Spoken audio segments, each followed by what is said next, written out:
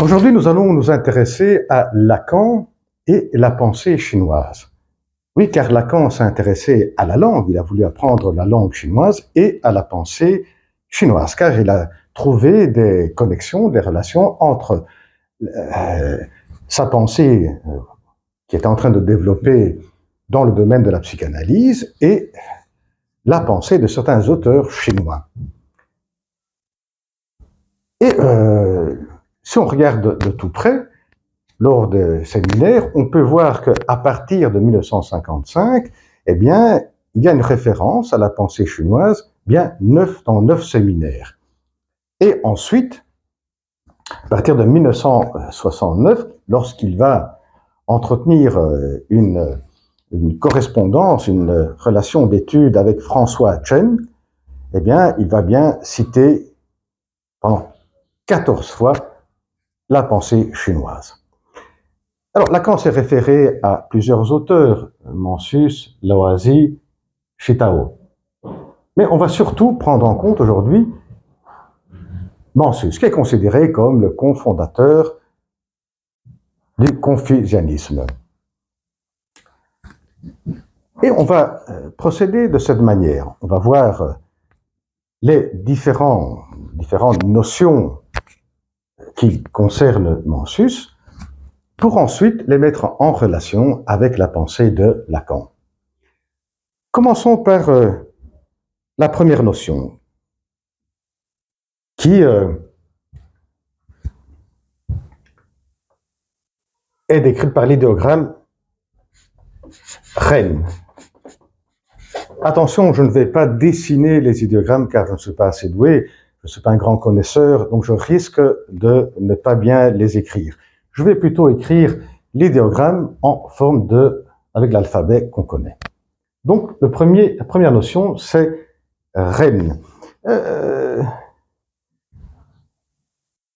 C'est une notion très chère à Confucius. Qu'est-ce qu'elle dégage, cette notion? Eh bien, elle indique que pour que la condition humaine apparaisse, il faut que un être humain, un homme, ait conscience d'un autre être humain. Et effectivement, l'idéogramme Rennes se constitue de 2 caractères. Le premier caractère se réfère à l'homme, et le deuxième est 2 chiffres.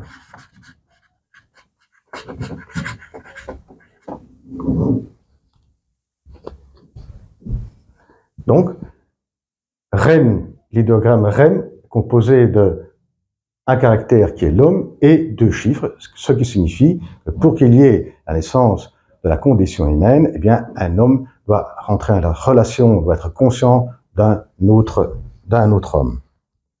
Doit bien être conscient qu'il y a un autre homme face à lui.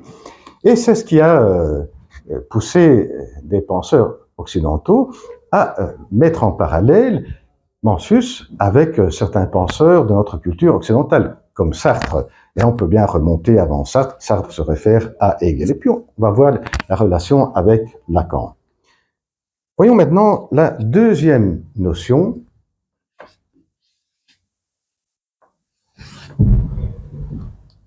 qui se dégage de ce idéogramme, qui est le mot Sing. Effectivement, le X se prononce ici comme S, Sing. Et ce idéogramme est composé de 2 radicaux, un radical qui est Sing,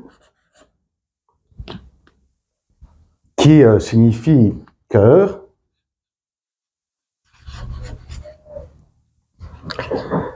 dans le sens de conscience. Cœur dans le sens de conscience.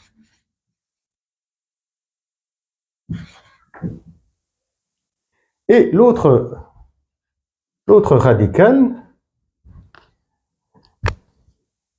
est Sheng, qui signifie la vie, dans le sens de engendrer, de faire naître. Vie, engendrer, naître. Et donc, le mot, l'idéogramme Xing, veut dire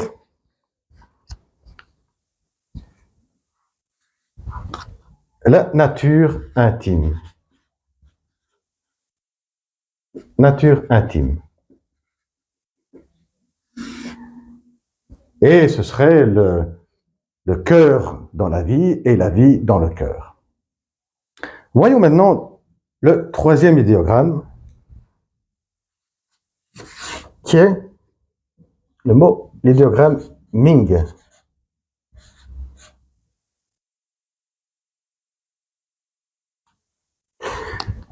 Ming, qui contient deux caractères, le radical caractère ling, qui signifie décret,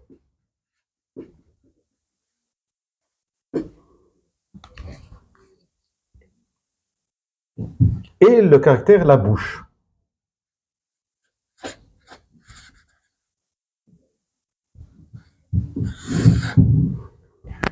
Décret et bouche. Ce serait donc le Ming, ce serait un décret qui est prononcé oralement.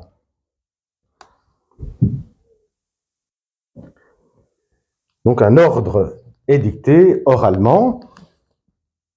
Et il y a aussi d'autres expressions qui vont traduire Ming, car il faut savoir que les idéogrammes se prêtent à plusieurs traductions. Il y a la polysémie qui fait partie de la langue chinoise.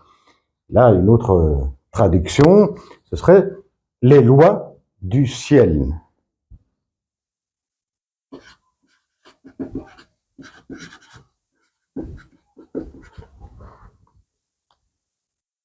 Ou décret du ciel. Les lois du ciel ou décret du ciel.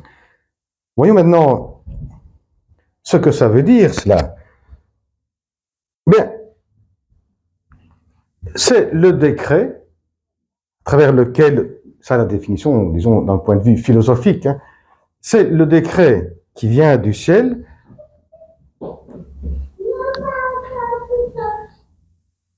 qui appelle l'homme à l'existence et à fixer son propre destin.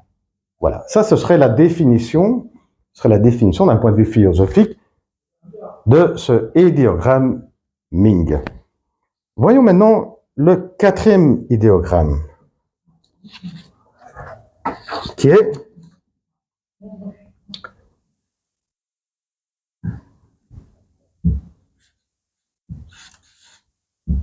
l'idéogramme Dao. Mais avant de passer à ce quatrième idéogramme, disons quelque chose en plus sur le précédent, sur Ming, qui est aussi décrit comme une pierre divisée en deux. La première pierre est donnée lorsque le bébé naît, apparaît dans ce monde, et la deuxième lorsqu'il va atteindre, il va pouvoir accomplir sa route. Et comment est-ce qu'il va pouvoir accomplir sa route? C'est en poursuivant son propre désir, en marchant, qu'il va pouvoir accéder à son destin. Passons maintenant au quatrième idéogramme, Dao. Et Dao,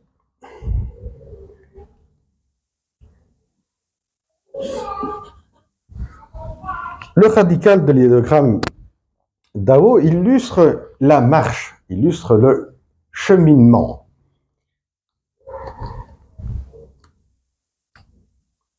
Et il y a une phrase célèbre d'un penseur, Zhuangzi, si je prononce bien, qui dit que c'est en marchant que la voie est tracée, c'est en nommant que les choses se délimitent, soient délimitées. Et cette partie-là a frappé Lacan, car c'est en poursuivant le propre chemin, son propre désir, et en parlant qu'on peut accéder à son propre destin. Donc ici, Dao, c'est la marche, le chemin. Ensuite, nous allons voir un peu mieux ce idéogramme avec Lacan. Et pour terminer, il y a un cinquième idéogramme qui est Yu. Alors, ce idéogramme est composé par un radical qui signifie un torrent, qui signifie entre une gorge, un lit de torrent entre deux montagnes. C'est ce qui veut dire, c'est le vide qui permet l'émergence des désirs. Ensuite, on va voir la différence entre ces désirs et l'autre, le désir avec le D majuscule.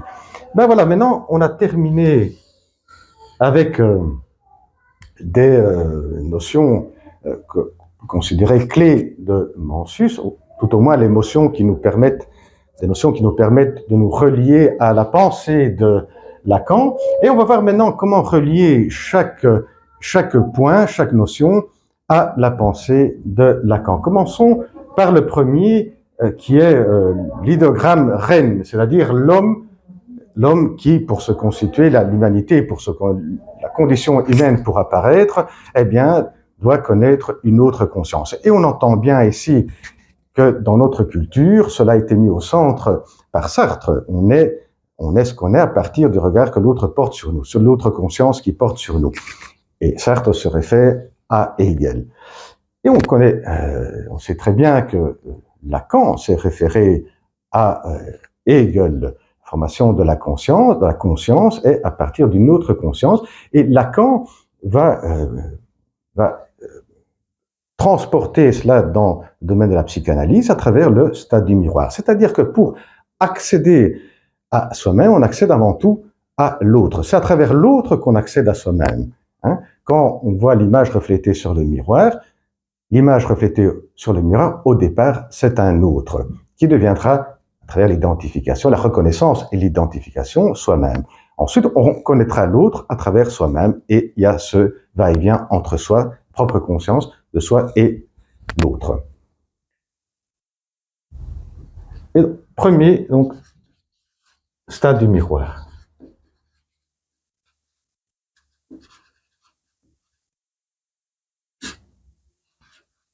Voyons maintenant le Xing. Comme on a vu, le Xing est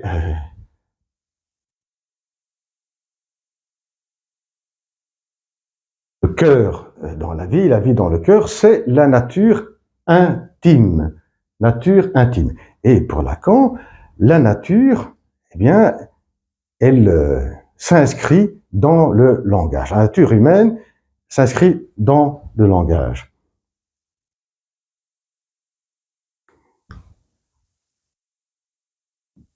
Que nature s'inscrit dans le langage.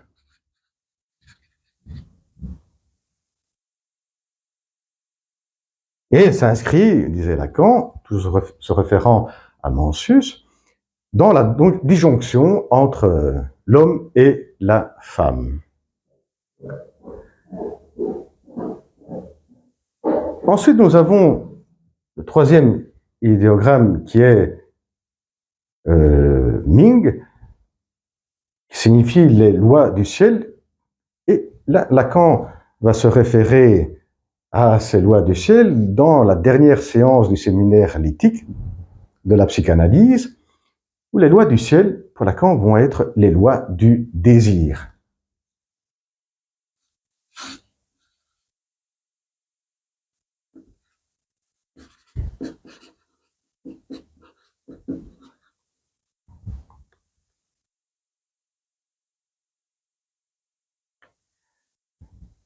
Donc, les lois du ciel pour Mencius, pour Lacan, deviennent les lois du désir. Et le destin, eh bien, le destin, c'est cette fonction auquel chacun de nous est confronté, qui est la fonction du désir.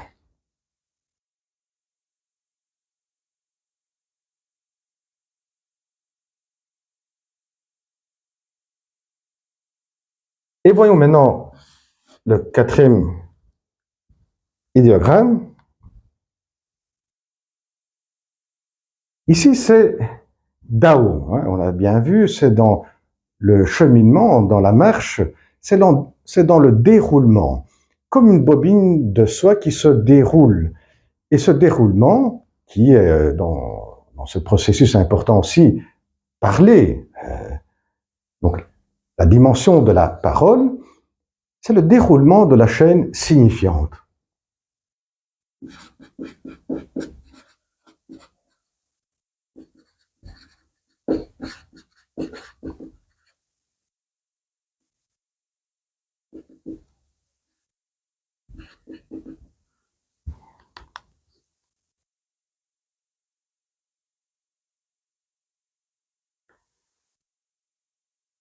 Et c'est dans le déroulement de la chaîne signifiante qu'on va repérer cet enjancement d'un signifiant à l'autre, ce qui fait loi, la loi du désir.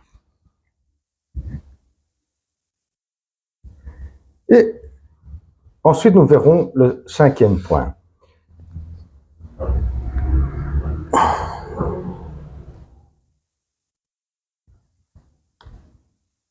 C'est quatre points qu'on vient de voir, qu'on a reliés entre les notions de Mencius et celles de Lacan. Bien, chez Lacan, on le retrouve d'une manière visuelle, représentée par la mathématique des graphes, c'est le graphe du désir. Ce qui veut dire le graphe, qu'est-ce qui veut dire le graphe du désir? Vous avez deux vecteurs. C'est ici le vecteur qu'au départ, quand on disait du besoin, mais c'est le vecteur du vivant. C'est le vecteur de la nature intime. Ce qui engendre, ce qui fait naître. Et pour Mencius, dans la nature intime, il situait l'appétit et la sexualité. Effectivement, on a ici le départ d'un besoin, comme disait Freud, la pulsion qui s'appuie sur le besoin. Mais chez l'être humain, ce vecteur, le bébé, quand il va commencer à demander, qui va exprimer son besoin, eh bien, il va devoir passer par cet autre vecteur qui est le vecteur du langage.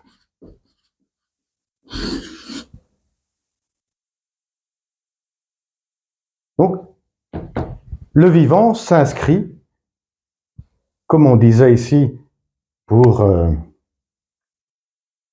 les points 3 et 4, s'inscrit dans cette dimension qui est la dimension signifiante.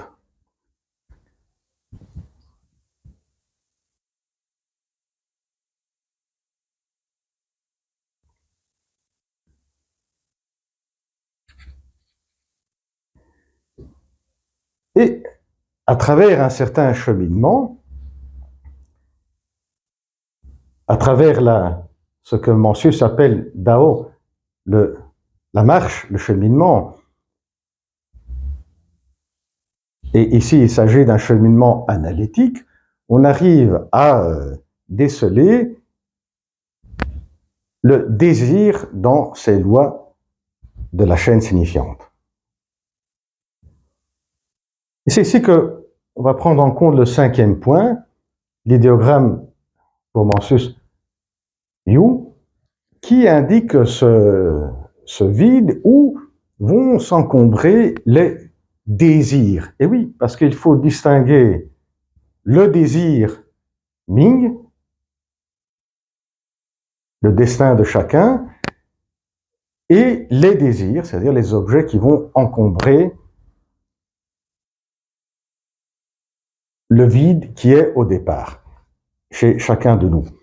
Et pour Lacan, le vide est propre à le mouvement de la pulsion, qui est le même que le mouvement du besoin qui traverse le langage.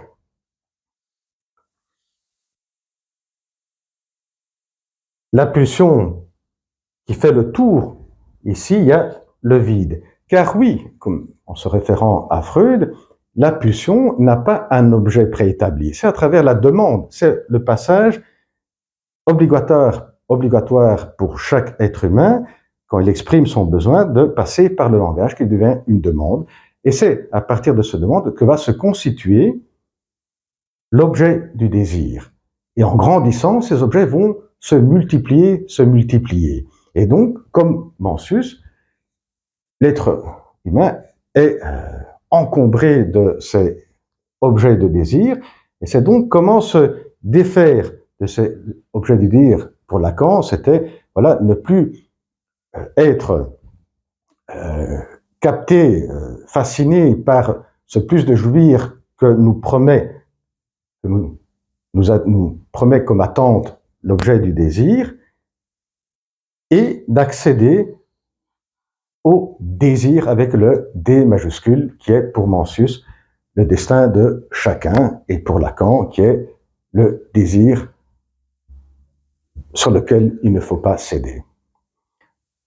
Eh bien voilà, en ce qui concerne une mise en perspective très rapide entre Lacan et ce philosophe Mencius chinois. Bien, prochaine vidéo, au revoir.